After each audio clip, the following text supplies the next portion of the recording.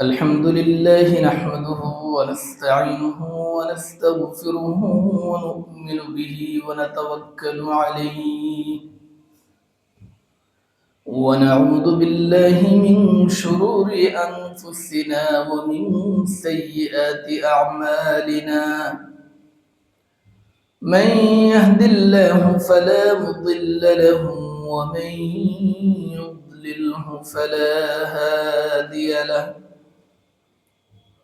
ونشهد أن لا إله إلا الله وحده لا شريك له ونشهد أن سيدنا وحبيبنا ومولانا محمدا عبده ورسوله أرسله الله تعالى بالحق بشيرا ونذيرا وداعيا إلى الله بإذنه وسراجا منيرا أما بعد فأعوذ بالله من الشيطان الرجيم بسم الله الرحمن الرحيم كلوا واشربوا ولا تسرفوا إنه لا يحب المسرفين وقال النبي صلى الله عليه وسلم ما أكل رسول الله صلى الله عليه وسلم على خوان ولا في سكرجة أو كما قال عليه الصلاة والسلام মুআজ্জাজ হাজিরিন, শুরুতে রব্বুল আলামিনের দরবারে অসংখ্য গণিত কৃতজ্ঞতা জ্ঞাপন করছি, যিনি আপনাকে আমাকে তার পবিত্র হুকুম আদায় করার উদ্দেশ্যে যথাসময়ে তার পবিত্র ঘরে আসার সুযোগ দান করেছেন। এজন্য রব্বুল আলামিনের কৃতজ্ঞতা জ্ঞাপন করে সকলেই বলি আলহামদুলিল্লাহ। প্রিয় ভাইয়েরা আমার, সুন্নাতের আলোচনা চলছিল। রাসূলুল্লাহ সাল্লাল্লাহু আলাইহি ওয়াসাল্লামের গোটা জিন্দেগি মানব জাতির জন্য অনুসরণীয়। রাসূলুল্লাহ সাল্লাল্লাহু আলাইহি ওয়াসাল্লামের তরিকা আমাদের জন্য অনুকরণীয়। রাসূলুল্লাহ সাল্লাল্লাহু আলাইহি ওয়াসাল্লামের সুন্নাহকে আঁকড়ে ধরা উম্মতে মুহাম্মাদের জন্য অবশ্য কর্তব্য। এজন্য রাসূলুল্লাহ সাল্লাল্লাহু আলাইহি ওয়াসাল্লামের গোটা জিন্দেগিতে আমাদের জন্য লক্ষণীয় এবং পালনীয় যে সকল সুন্নাহগুলো রয়েছে, সেই সুন্নাহগুলোর মধ্যে অত্যন্ত গুরুত্বপূর্ণ সুন্নাহ হলো খাবারের সুন্নাহ। রাসূলুল্লাহ সাল্লাল্লাহু আলাইহি ওয়াসাল্লাম কিভাবে খাবার গ্রহণ করতেন, রাসূলের উম্মত হিসেবে রাসূলের এই সুন্নাহগুলো আমাদের জানা অত্যন্ত জরুরি। পাশাপাশি রাসূলুল্লাহ সাল্লাল্লাহু আলাইহি ওয়াসাল্লামের এই সুন্নাহগুলোকে জেনে আমাদের জীবনে এই সুন্নাহের প্রতিফলন ঘটানো, এই সুন্নাহগুলোকে আমাদের জীবনের ভিতরে বাস্তবায়ন করা, আমাদের জীবনের ভিতরে জিন্দা করা আপনি আমি সবার জন্য অত্যন্ত জরুরি। কারণ রাসূলুল্লাহ সাল্লাল্লাহু আলাইহি ওয়াসাল্লামের সুন্নাহ যেই জিন্দেগির ভিতরে থাকবে, সেই জিন্দেগি সফল জিন্দেগি হবে, সেই জীবন অত্যন্ত দামি জীবন হবে। এজন্য আমরা সকলেই রাসূলুল্লাহ সাল্লাল্লাহু আলাইহি ওয়াসাল্লামের সুন্নাহগুলো শুনবো, জানবো এবং আমলও করবো ইনশাআল্লাহ। কে বলেন রাজি আছি ইনশাআল্লাহ? আল্লাহ তাআলা আমাদেরকে তৌফিক দান করেন। প্রিয় ভাইরা আমার, রাসূলুল্লাহ সাল্লাল্লাহু আলাইহি ওয়াসাল্লাম কখনো খাবার অপচয় করতেন না। কালামে মাজিদে সূরাতু বনী ইসরাঈলের ভিতরে আল্লাহ তাআলা আমাদেরকে ইরশাদ করেন, ওয়ালা তুবাযযিরু ইন্নাল মুবাযযিরিনা কানু ইখওয়ানাশ শায়াতিন। তোমরা অপব্যয় করো না, অপচয় করো না, নিশ্চয় অপচয়কারী শয়তানের ভাই। তাহলে দেখুন, আল্লাহ তাআলা কালামে মাজিদে আমাদেরকে কিভাবে সতর্ক করলেন যে তোমরা অপব্যয় করো না, কারণ অপব্যয় যে করে সে হলো শয়তানের ভাই। এখন আমি একটু চিন্তা করে দেখি, আমি যদি আমার জীবনে কোনো জিনিসের অপচয় করি, তাহলে আমরা কার ভাই হব? শয়তানের ভাই হয়ে যাব। অথচ আমরা কেউ এটা পছন্দ করি না যে আমি শয়তানের ভাই হব। কি বলেন? আপনারা পছন্দ করেন কেউ যে আপনি শয়তানের ভাই হবেন? আমি পছন্দ করি? কেউ পছন্দ করি না। কে চায় শয়তানের ভাই হতে বলেন? আমরা তো সবাই চাই প্রিয় নবীর উম্মত হতে, আদর্শবান উম্মত হতে, দামি উম্মত হতে। কিভাবে আখেরাতে আমরা নাজাত পাই, কিভাবে আখেরাত আমার সফল হয়, আমরা সবাই এটা চাই। অথচ আমরা অপচয় করে শয়তানের ভাই হয়ে দুনিয়া থেকে চলে যাচ্ছি। কিন্তু আমার খবর নাই যে আমি যে শয়তানের ভাই হয়ে দুনিয়া যাপন করছি, এই বিষয়টা আমার উপলব্ধিতেই নেই। সূরাতুল আরাফের 30 নম্বর আয়াতে আল্লাহ তাআলা আমাদেরকে বলেছেন, কুলু ওয়াশরাবু ওয়া লা তুসরিফু ইন্নাহু লা ইউহিব্বুল মুসরিফিন। তোমরা পানাহার করো, তবে অপচয় করো না, কেননা আল্লাহ তাআলা অপব্যয়কারীকে পছন্দ করেন না। যে অপচয় করে আল্লাহ তাকে ভালোবাসেন না। তাইলে আমরা তো কেউ এমন হতে চাই না যাকে আল্লাহ ভালোবাসেন না। কি বলেন? এমন হতে চাই? কেউ আমরা চাই না যে আল্লাহর এমন বান্দা আমি হব যে বান্দাকে আল্লাহ ভালোবাসেন না। বরঞ্চ আমরা প্রত্যেকেই চাই আমরা এমন বান্দা হব যাকে আল্লাহ বড়ই ভালোবাসেন, যাকে আল্লাহ বড়ই মহব্বত করেন। তাহলে বোঝা যায় যে আমরা যদি খাবারে অপচয় করি, তাহলে আমরা এক তো শয়তানের ভাই হয়ে যাব, 2 নাম্বার আল্লাহ তাআলার ভাষায় আমরা যদি অপচয় করি, তাইলে আল্লাহ আমাদেরকে পছন্দ করেন না। তাহলে আমি সবাই চাই আল্লাহর প্রিয় বান্দা হতে, আল্লাহর মাহবুব বান্দা হতে, আল্লাহর সবচেয়ে নৈকট্য বান্দা হতে। কিন্তু এত ভালো চাওয়া সত্ত্বেও আমরা কিছু কিছু কাজ করে ফেলি, যে কাজের কারণে আমি আল্লাহর অপছন্দীয় ননীয় বান্দা হয়ে যাচ্ছি।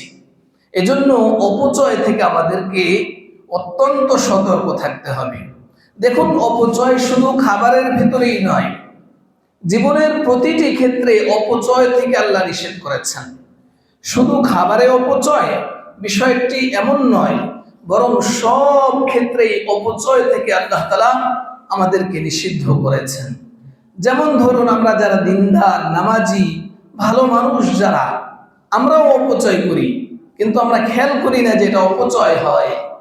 মসজিদে আমরা আসি, অনেক সময় এমন হয় 4 জন মুসল্লি 4 কোনায় দাঁড়িয়ে নামাজ পড়তেছি, 4 কোনায় 4টা পাখা চলতেছে।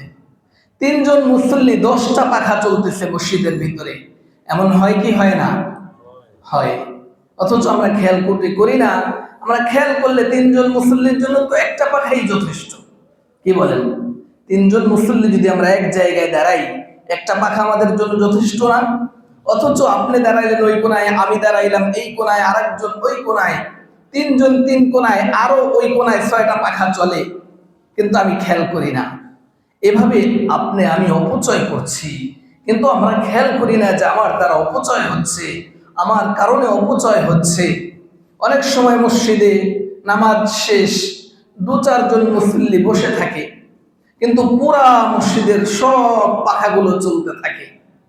নামাজ শেষ, আমি চলে গেলাম, কিন্তু পাখাগুলো চলতেই রইল। আমি একটু খেয়ালও করলাম না যে এতগুলো পাখা চলতেছে, এভাবে অপচয় হচ্ছে, একদিনও তো একটু খেয়াল করলাম না। এই যে শীতের মৌসুম চলতেছে, এই শীতের মৌসুমেও দেখা যায় অনেকে পাখা ছেড়ে 5 মিনিট বসলো, 5 মিনিট বসে এরপরে চলে যায়, কিন্তু পাখাটা যে বন্ধ করতে হবে ওই খেয়াল তার নেই, যে কারণে ঘন্টার পর ঘন্টা ওই পাখাটা চলতেছে। আমাদের মসজিদের বারান্দায় এখনো প্রতিদিন এই ঘটনা ঘটে। মসজিদের বারান্দায় একটা পাখা আছে, অনেক ভাইয়েরা বিশ্রামের জন্য বসে, কিছু সময় 5 মিনিটের জন্য বসে, তো তারা কি করে 5 মিনিটের জন্য পাখা চালায়, বসা শেষ, বিশ্রাম শেষ, চলে যায়। ঘন্টার পর ঘন্টা পাখা চলতে থাকে। অথচ আমি একটু খেয়ালও করলাম না যে আমি মাত্র 5 মিনিট বিশ্রামের জন্য 1 ঘন্টা একটা পাখা অপচয় করলাম, আমি যে শয়তানের ভাই হয়ে গেলাম, আমি যে আল্লাহর অপছন্দনীয় বান্দা হয়ে গেলাম, এটা একদমই খেয়াল করে না। এটা তো আমাদের ভিতরের কথা, বাহিরে বাসা বাড়িতেও এমন হয়। শীতের মৌসুম চলতেছে, আমাদের তলেবুল ইলমদেরকে আমরা লক্ষ্য করি বিভিন্ন সময় ল্যাপ কম্বল মুড়ি দিয়ে পাখা চলতেছে। কম্বল একদম মোটা কম্বল, ফুল মোটা কম্বল গায়ে দিয়ে এরপরে পাখা চলতেছে উপরে, উপরে পাখা নিচে কম্বল। আরে ভাই, আপনার নিচে যদি কম্বল লাগে তাহলে উপরে পাখার কি প্রয়োজন? আর উপরে যদি পাখার প্রয়োজনই হয় তাহলে কম্বলটা সরায় এরপরে পাখা দেন। কিন্তু সেটা না করে উপরে পাখা চলতে থাকে, নিচে কম্বল ল্যাপ মুড়ো দিয়ে থাকে। অপচয়, অপচয়কারী শয়তানের ভাই। মনে রাখতে হবে, ইন্নাল মুবাদদিরিনা কানু ইখওয়ানাশ শায়াতিন। আমরা অনেক ভালো কাজ করি, ভালো কাজের ভিতরেও আমরা অপচয় করে ফেলি। মসজিদে আমরা ওযু করতে আসি, ওযু কি বলেন, মসজিদে নামাজের জন্য ওযু করি, ওই সময় আমরা কি করি? ট্যাপ ছেড়ে এমন ভাবে পানিকে অপব্যয় করি, একজনের ওযুতে মোটামুটি যদি নিচে বালতি পাতা হয়, দেখা যাবে যে বড় বালতির আধা বালতি পানি আমার ওযুতে লেগে গেল। অথচ একজন মানুষের ওযু করতে সর্বোচ্চ 1 বদনা পানি যথেষ্ট। কি বলেন? মাম বোতলের 1 বোতল পানি যথেষ্ট। ছোট মাম বোতলের 1 বোতল পানি একজন মানুষের ওযুর জন্য যথেষ্ট। সেই জায়গায় আমি যদি আধা বালতি পানি যদি গোসলে এই ওযুতে শেষ করি, আমি ওযু করতেছি, হাত ধুইতেছি, কথা বলতেছি, কিন্তু ট্যাপ চলতেছে, পানি নিচে পড়তেছে, কিন্তু আমার খবর নাই। মাথা মাসিহ করতেছি, সুন্দরভাবে ডলে ডলে মাথা মাসিহ করতেছি, কিন্তু ট্যাপ ছাড়া নিচে অনেক পানি নষ্ট হচ্ছে, অনেক পানি পড়ে যাচ্ছে, কিন্তু আমার লক্ষ্য নাই যে আমার দ্বারা ভালো কাজ করব, নামাজ আদায় করব, কিন্তু আমি শয়তানের ভাই হয়ে এরপরে মসজিদে প্রবেশ করতেছি, আমি আল্লাহর অপছন্দনীয় বান্দা হয়ে এরপরে মসজিদে আসতেছি। আমরা যারা দিনদার শ্রেণী, আমাদের হাকিকত হলো এরকম। আর এর বাহিরে তো অনেক অপচয় আমরা করি। পাশাপাশি আমরা যারা নিজেদেরকে দিনদার মনে করি, ভালো মানুষ মনে করি, আমরাও না বুঝে বেখেয়ালে আমরা এই ধরনের অপচয়গুলো করি কি করি না? কি বলেন, করি না? এই জন্য আজকে থেকে সতর্ক হব, ইনশাআল্লাহ সতর্ক হব। আল্লাহ তাআলা আমাদের সবাইকে সতর্ক হওয়ার তৌফিক দান করেন। আমরা যেন শয়তানের ভাই না হয়ে যাই, আমরা যেন আল্লাহর অপছন্দনীয় বান্দা যেন না হয়ে যাই। খাবার দাবারে আমরা অনেক সময় অপচয় করি। বিভিন্ন সময় অনেক লোক এক জায়গায় খেলে সেখানে খাবার বেশি অপচয় হয়, খাবার নষ্ট হয়। অথচ কত মানুষ এমন আছে যারা এক বেলা না খেয়ে অত্যন্ত কষ্টে দিন যাপন করে। খাবারে অনেক কষ্ট, যেই লোকটা খাবারের কষ্ট বোঝে, যার আছে এই কষ্টটা, সেই বোঝে যে এক বেলা না খেয়ে রাত্রি যাপন করা কতটা বেদনাদায়ক, কতটা কষ্টদায়ক। রাস্তার পাশে কত মানুষ না খেয়ে রাত্রি যাপন করে, কিন্তু আমার ঘরে খাবার আমি অপচয় করছি। আমার খাবার প্রয়োজন 1 প্লেট, আমি 4 প্লেট নিয়ে বসি। অনুষ্ঠানের ভিতরে আমরা যখন খাই, আমি খেতে পারবো 3 পিস গোশত, আমি নিয়ে নেই 6 পিস গোশত, 3 পিস খেয়ে বাকি 3 পিস প্লেটে রেখে ফেলে যাই। কি বলেন, হয় কি হয় না? হয়। কিন্তু আমি একবারও খেয়াল করি না যে আমার দ্বারা অপচয় হচ্ছে, আমি শয়তানের ভাই হচ্ছি, আমি আল্লাহর অপছন্দনীয় বান্দা হচ্ছি।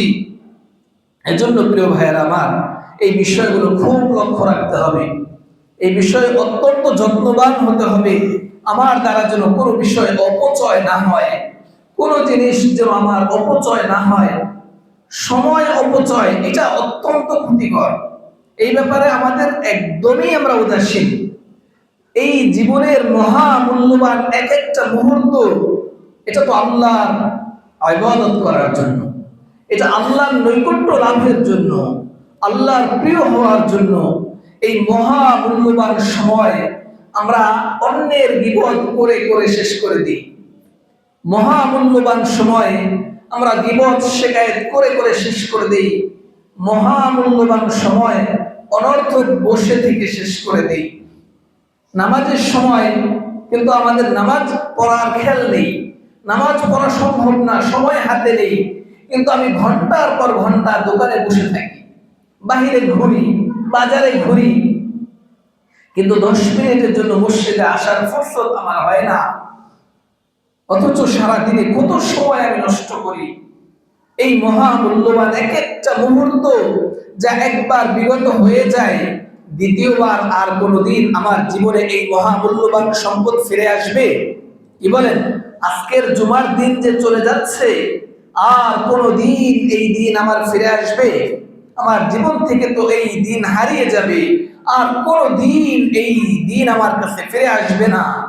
অতএব এই দিনকে মূল্যায়ন করা চাই, এই দিন আল্লাহর বন্দেগীর ভিতরে কাটানো চাই, এই সময়কে মূল্যায়ন করে আল্লাহর কাছে প্রিয় হওয়া চাই।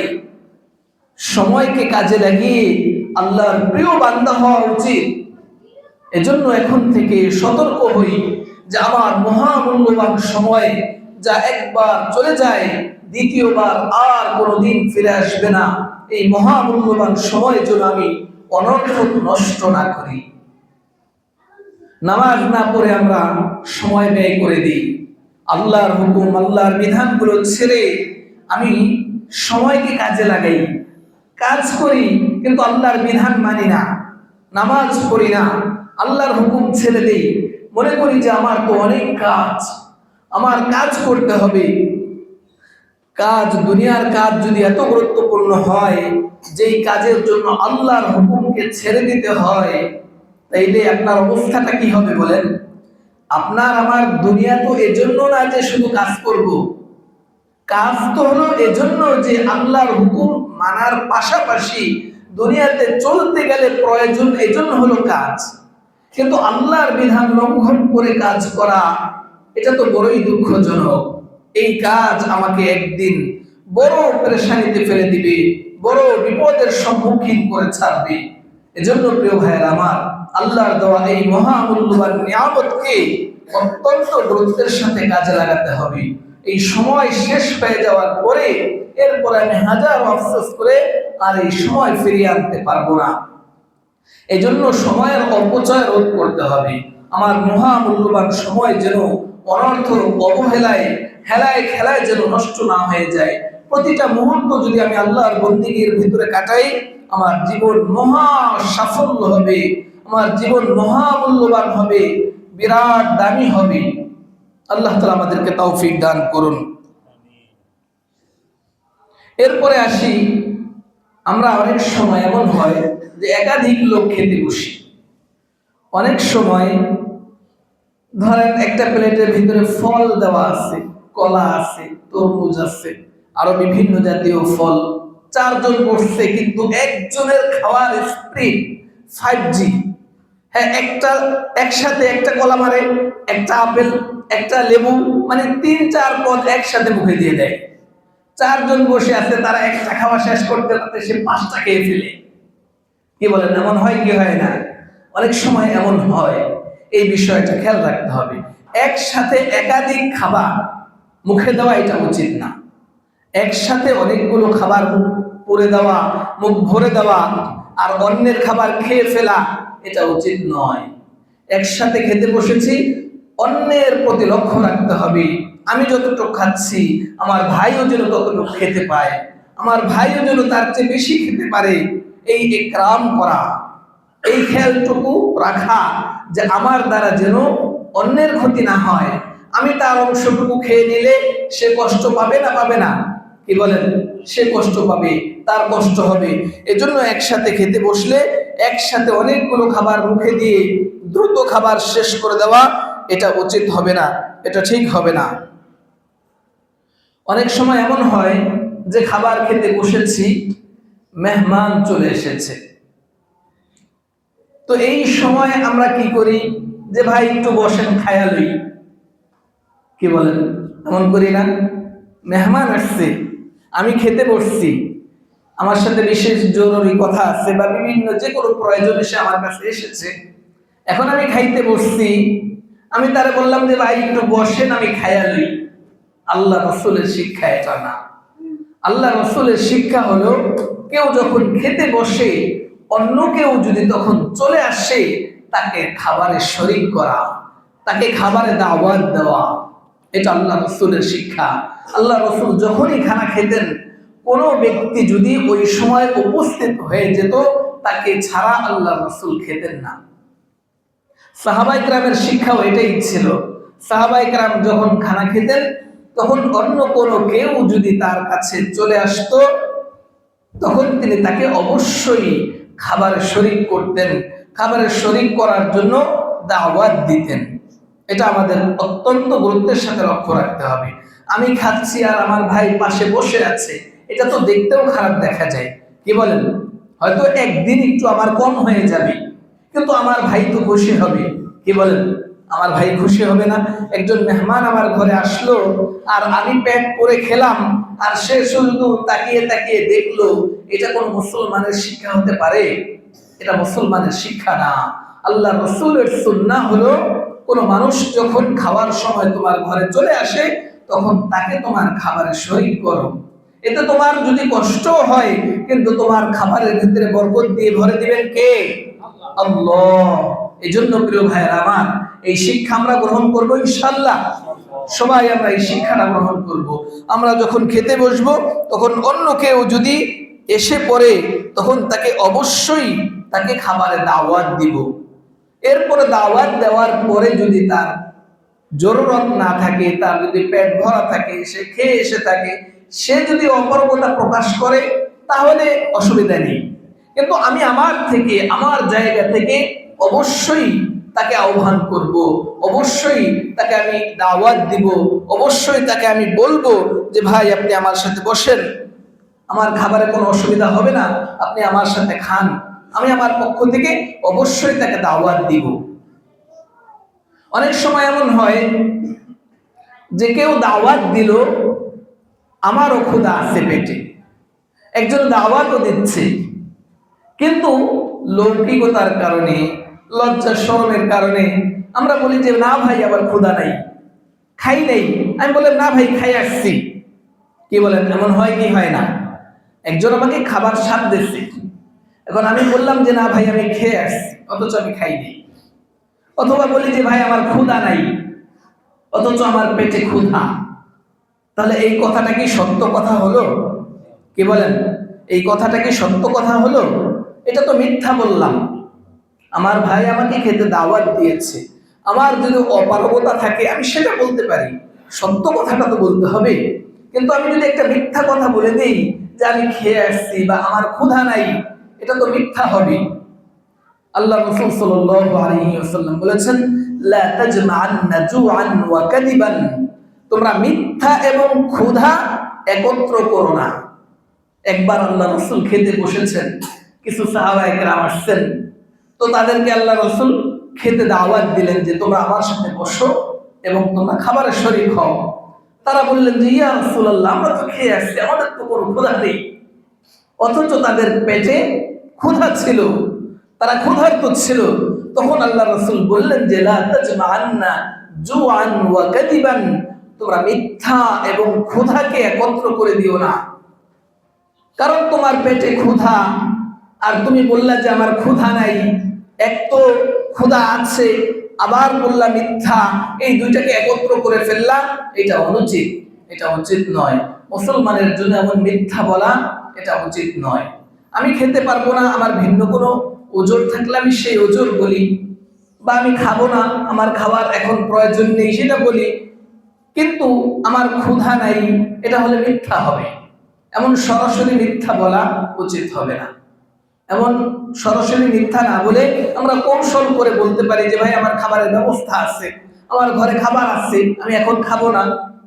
বিভিন্ন কৌশলে কথা বলা যায়, কিন্তু সরাসরি আমার ক্ষুধা নাই এই কথা বললে মিথ্যা হয়ে যাবে। এজন্য আমরা এই ব্যাপারে খেয়াল রাখবো, কোনো ভাই যদি আমাকে দাওয়াত দেয় তখন আমি লৌকিকতা বশত না খেয়ে তাকে মিথ্যা বলবো না। আমি না খেতে পারি কিন্তু মিথ্যা বলতে পারি না। এজন্য এই বিষয়ে খেয়াল করবো ইনশাআল্লাহ। আল্লাহ তাআলা আমাদেরকে তৌফিক দান করেন। এরপরে দস্তরখান বিছানো, খাওয়ার সময় দস্তরখানা বিছানো, এটা সুন্নাহ। আল্লাহ রাসূল সাল্লাল্লাহু আলাইহি ওয়াসাল্লাম হাদিসের ভিতরে ইরশাদ করেন, মা আকালা রাসূলুল্লাহ সাল্লাল্লাহু আলাইহি ওয়াসাল্লাম আলা খিওয়ানিন ওয়ালা ফি সুকরুজাতিন। রাসূলুল্লাহ সাল্লাল্লাহু আলাইহি ওয়াসাল্লাম কখনোই টেবিলে বসে খাবার খাননি। রাসূলুল্লাহ সাল্লাল্লাহু আলাইহি ওয়াসাল্লাম খানা খেতেন দস্তরখানা বিছিয়ে। এটা রাসূলের শিক্ষা। দস্তরখানা কি অনেকে আমরা জানি না, মুসলমানের সন্তান, কিন্তু আমার নবীর সুন্নাহ আমি জানি না দস্তরখানা কি। কারণ আমার বাপ দাদা কেউ দস্তরখানা বিছায় নেই, তো আমি জানবো কোথা থেকে, আমি শিখবো কোথা থেকে? আমাকে তো আমার বাপ দাদা চাচা কেউ শিখায় নাই। আমার ঘরে এই আমল কোনোদিন ছিল না, তাহলে আমি শিখবো কোথা থেকে? আমার ঘরে এই আমল যদি নাই থাকে তাহলে আমি শিখবো কোথা থেকে? দস্তরখানা হলো কোনো কাপড় অথবা কোনো রেক্সিন জাতীয় কিছু বা চামড়ার কিছু। আল্লাহ রাসূলের দস্তরখানা ছিল চামড়ার দস্তরখানা। তৎকালীন যুগে চামড়া দিয়ে দস্তরখানা বানানো হতো। রাসূলুল্লাহ সাল্লাল্লাহু আলাইহি ওয়াসাল্লাম যে দস্তরখানে খেতেন সেটা ছিল চামড়া। সেটা যখন খাওয়ার সময় হয়তো বিছিয়ে দিতেন, খাবার সময় শেষ হলে ভাঁজ করে নিলে ওইটা একটা ব্যাগের মতো হয়ে যেত।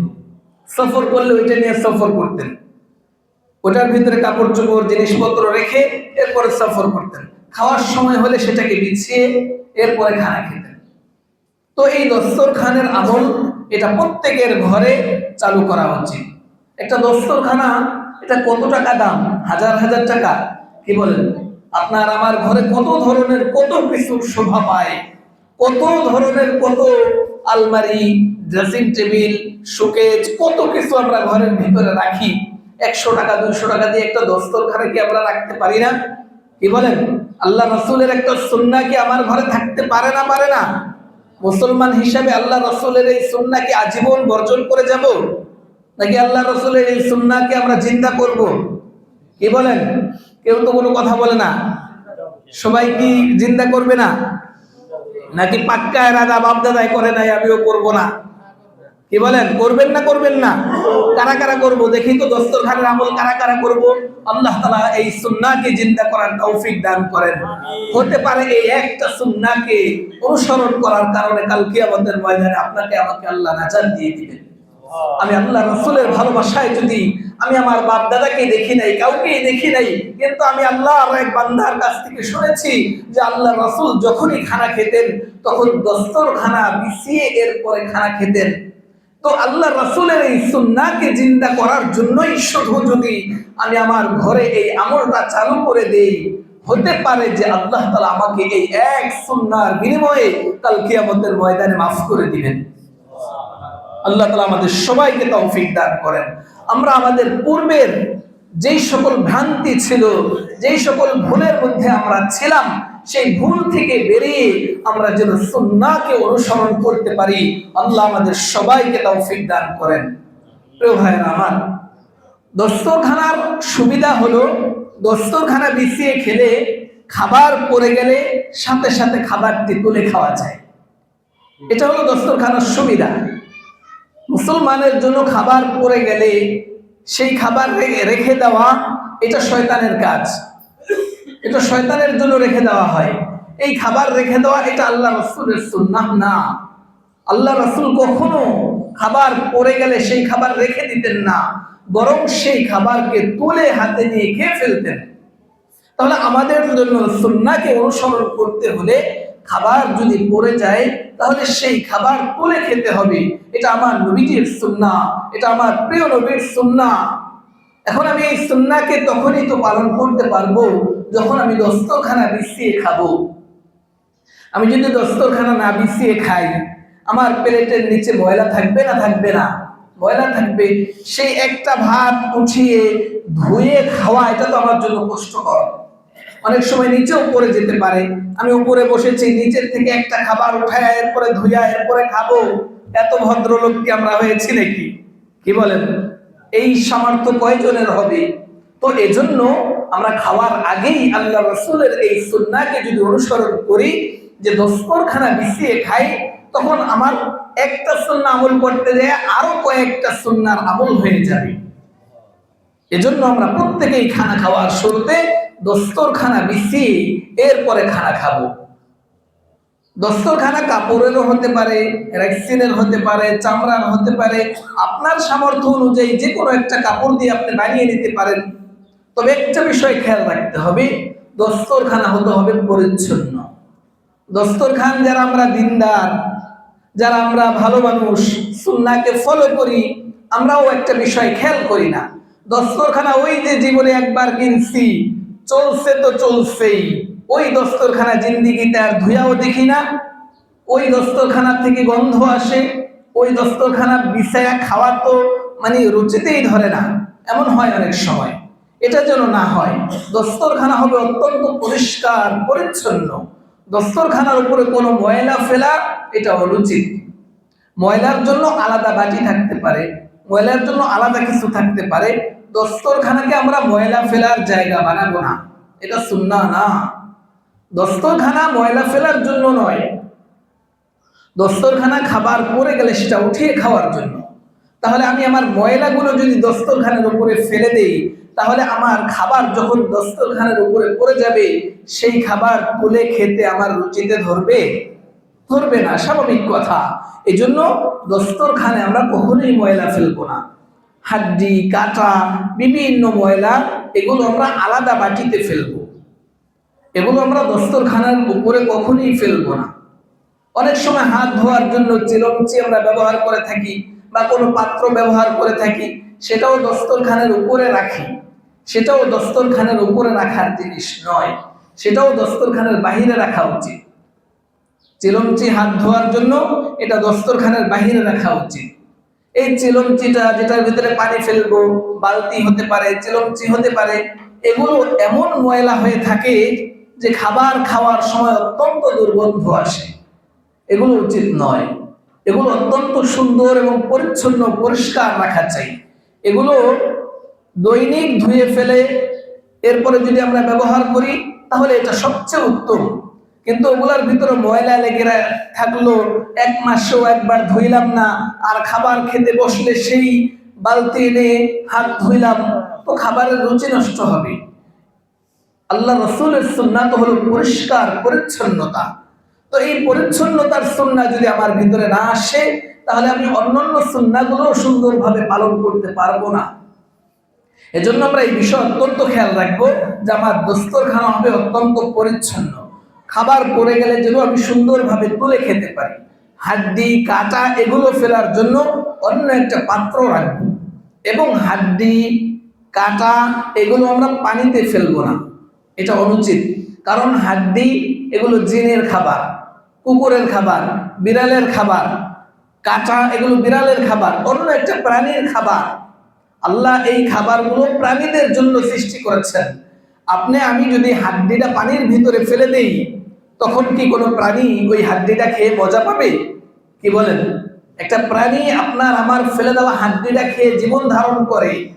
বিড়াল হাড্ডি খেয়ে কাটা খেয়ে জীবন ধারণ করে না? তো একটা বিড়ালের খাবারটা যদি আমি পানির ভিতরে ফেলে তার স্বাদটাকে নষ্ট করে দিই, একজন মানুষ হিসাবে এটা কি কোনো মানবিক কাজ হলো? কি বলেন? এটা মানবিক কাজ হলো না। এই ক্ষুদ্র ক্ষুদ্র বিষয় আমার রাসূল 1400 বছর আগে আমাদেরকে শিখিয়ে গেছেন। এটা এমন কোনো বিষয় না যে হুজুর বানায় বানায় সুন্দর সুন্দর কথা বলতেছে, না, এটা কোরআন হাদিসের কথা। আল্লাহ রাসূল 1400 বছর আগে আমাদেরকে এগুলো শিখিয়েছেন যে একজন মুসলমান কোন দিকে দৃষ্টি রাখবে, কতটা সতর্ক হবে। অন্যের হক নষ্ট করা এটা মুসলমানের কাজ না, এটা মুসলমান করতে পারে না। তাহলে আমার আশেপাশে বিড়াল আছে, কুকুর আছে, এই সকল কুকুরগুলোর খাবার আমার উচ্ছিষ্ট থেকে হয়। এখন আমি এই খাবারগুলো প্রতিদিন বালতির ভিতরে ফেলে দিলাম, পানির ভিতরে ফেলে দিলাম, কিন্তু কুকুরগুলো অনাহারে কত কষ্ট করলো, এটা আমার জন্য ঠিক হবে না, অনুচিত হবে। অথচ আমি খাবার আমার উচ্ছিষ্ট, সেটা আমার প্রয়োজন নেই, অপ্রয়োজনীয়। আমার অপ্রয়োজনীয় একটা জিনিস দিয়ে যদি আল্লাহর একটা সৃষ্টি, আল্লাহর একটা মাখলুক যদি জীবন ধারণ করতে পারে, তাহলে আমার জন্য কি উচিত না যে তার জীবন ধারণ করার ব্যবস্থাটুকু করে দেওয়া? কি বলেন? উচিত কিনা? আপনারা দেখেন যে এখানে কুকুরগুলো কতটা কষ্ট করে, সারা রাত পাগলের মতো ছোটাছুটি করে, খাবার পায় না। খাবারের কষ্ট কতটা কষ্ট, অত্যন্ত কষ্ট। এজন্য আগে একটা সময় ছিল কুকুর ময়লা খেত, বাহিরে মানুষের বাথরুম গুলো বাহিরে থাকতো, কুকুর ক্ষুধা লাগলে সেখানে যেয়ে খেত। কিন্তু এখন সেই ব্যবস্থা আছে? নাই। তাহলে এখন কুকুর খায় কোথা থেকে? আপনার আমার ঘরের সামনে দিয়ে কুকুর গেলে দৌড় দিই, একদম বাড়ি দিয়ে দিই, একদম তাড়িয়ে দেই, কি বলেন, দেই না? বারবার ঘরের সামনে দিয়ে কুকুরটা কি জন্য আসে একবারও কি খেয়াল করছেন? আপনি এত সুন্দর সুন্দর শুক্রবারে বিরিয়ানি খেলেন, আর কুকুর যে বারবার ঘরের সামনে দিয়ে রাউন্ড দিতেছে, আপনাকে যে বলতেছে যে ভাই আমাকে কাঁটাটুকু দাও, হাড্ডিটুকু দাও, এত সুন্দর বিরিয়ানি আল্লাহ তোমাকে খাওয়াইলো, তুমি হাড্ডি, দুটো হাড্ডি আমাকে দিয়ে দাও। সেই দুটো হাড্ডিও তো আমি দেই না। আমার বিরিয়ানি খাওয়ার থেকে দুইটা হাড্ডি অবশিষ্ট, সেটা আমার কোনো প্রয়োজনে আসে না। সেই হাড্ডি দুটো যদি আমি কুকুরকে দিয়ে দিতাম, বিড়ালকে দিয়ে দিতাম, তারা কত আনন্দের সাথে খেয়ে আল্লাহর শুকরিয়া আদায় করতো। কিন্তু আমি সেই কাজটুকু তো করলাম না। আমি খেলাম, এত সুন্দর পেট ভরে খেলাম, আর খেয়ে হাড্ডিগুলো পানির ভিতরে ফেলে দিয়ে আমি হাত ধুয়ে উঠে গেলাম। আর কুকুর সকাল সন্ধ্যা আপনার আমার বাড়ির সামনে দিয়ে দৌড়াদৌড়ি করলো, চেঁচামেচি করলো, কষ্ট পেল। কিন্তু এগুলো আমাদের খেয়াল করা উচিত না? কি বলেন? এই প্রাণীদের হক এটা আমার উপরে আছে, এই প্রাণীর হক যেন আমরা আদায় করি, এই প্রাণীর হক আদায় করা উচিত। এজন্য আমরা এই বিষয়গুলো যদি একটু খেয়াল রাখি, প্রত্যেকটা মানুষ যদি একটু খেয়াল রাখি যে এগুলো জিনের খাবার, কুকুরের খাবার, বিড়ালের খাবার, এই খাবারটা আমরা পানিতে নষ্ট না করে এই খাবারটা যদি আমরা সুন্দর একটা জায়গায় ফেলে রাখি, তাহলে ওই কুকুর, বিড়াল, জিন তারা এগুলো নিয়ে খেয়ে ফেলতে পারে। আমরা এই বিষয়ে সতর্ক থাকবো ইনশাআল্লাহ। আল্লাহ তাআলা আমাদেরকে সতর্ক থাকার তৌফিক দান করেন। আল্লাহ তাআলা আমাদেরকে বোঝা এবং আমল করার তৌফিক দান করেন। খানা খেতে আমরা কিভাবে বসবো? আল্লাহ রাসূল কিভাবে বসে খানা খেতেন? হাদিস তো আমরা পড়লাম, হাদিসের ভিতরে রাসূল সাল্লাল্লাহু আলাইহি ওয়াসাল্লাম ইরশাদ করেছেন, রাসূলুল্লাহ সাল্লাল্লাহু আলাইহি ওয়াসাল্লাম জীবনে কখনো টেবিলে বসে খাবার খাননি। এখন আপনার আমার ঘরে ঘরে ঘরে খাবার খাই কোথায় আমরা? কি বলেন? সবাই আমরা টেবিলে বসে খাবার খাই, তাই না? অথচ আমার রাসূল কোনোদিন টেবিলে বসে খাবার খাননি। এটা আমার রাসূলের সুন্নাহ। রাসূল সর্বদা সমতল জায়গায় বসে খাবার খেতেন। আকালা রাসূলুল্লাহ সাল্লাল্লাহু আলাইহি ওয়াসাল্লাম আলাল আরদি ওয়া কানা রাসূলুল্লাহ সাল্লাল্লাহু আলাইহি ওয়াসাল্লাম ইয়াজলিসু আলাল আরদি। আল্লাহর রাসূল সর্বদা সমতল ভূমিতে বসতেন এবং সমতল ভূমিতে বসে খাবার খেতেন। মা আকালা আলা খিওয়ানি কত্তু, কোনদিন আল্লাহর রাসূল টেবিলে বসে খাবার খাননি। এখন আপনার আমার প্রত্যেকের একটু নিজের বিবেককে জিজ্ঞেস করতে হবে যে ওই যে সারাটা জীবন কত গর্বের সাথে টেবিলে বসে খাবার খেলাম, আরেকজনের ঘরে টেবিল দেখে আইসা বাস ফার্নিচার অর্ডার দিয়ে দিলাম, যে টেবিল ছাড়া কি আর চলে? এই যুগে কি আর টেবিল ছাড়া খাওয়া যায়? বিল্ডিং এর ভিতরে কি আর নিচে বৈশা খাওয়া যায়? কত ধরনের কত অজুহাত আমাদের। নিচে খাবার খেলে ভালো লাগে না, নিচে খাবার খেলে এই সমস্যা ওই সমস্যা, টেবিলে খাবার খেতে হবে।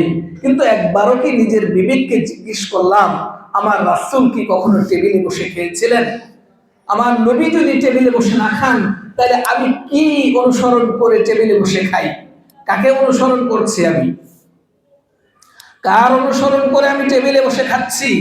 আর খুব নিজেকে গর্ববোধ করছি যে এটাই সবচেয়ে সুন্দর, এটাই সবচেয়ে ভালো, এটাই স্মার্ট, এটাই আধুনিক। হুজুররা কি বলবে? হুজুররা জানে নাকি আধুনিকতা? হুজুররা তো খালি আগের কথা বলে, মধ্য যুগের কথা বলে। কি বলেন? আল্লাহ রাসূলের চেয়ে আধুনিক কেউ ছিল পৃথিবীতে?